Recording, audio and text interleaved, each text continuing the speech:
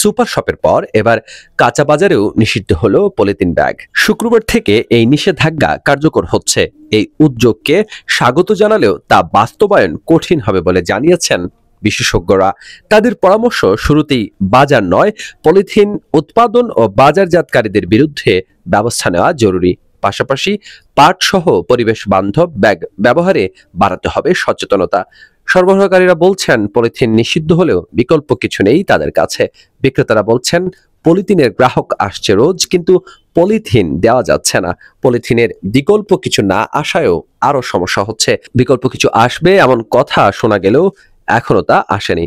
বাংলাদেশ পরিবেশ আইনবিদ সমিতি বেলার সমন্বয়কারী লিংকন গায়েন গণমাধ্যমকে বলেন, এটা সত্য যে পলিথিন পরিবেশ, খাল, নদী ও মাটির জন্য বিপজ্জনক, তাই এটি বন্ধ হওয়া দরকার। পাশাপাশি এটিও সত্য যে বাজারে বিকল্প সামগ্রী না দেওয়ায় বিভিন্ন সময় সরকার কর্তৃক পলিথিন বন্ধের ঘোষণা সুফল পায়নি। এবারও আমরা মনে করি সাধারণ মানুষ এখনো প্রস্তুত হয়ে উঠতে পারেননি, এখনো বিকল্প কিছু বাজারে আসেনি। এ অবস্থায় পর্যায়ক্রমে পলিথিন বন্ধের বিষয়টি বিবেচনা করা যেতে পারে। উল্লেখ্য, দেশে 2002 সালে পলিথিন নিষিদ্ধ করা হয়, কিন্তু গত 2 দশকের বেশি সময় নজরদারি ও আইনের প্রয়োগ না থাকায় সেই উদ্যোগ সফল হয়নি।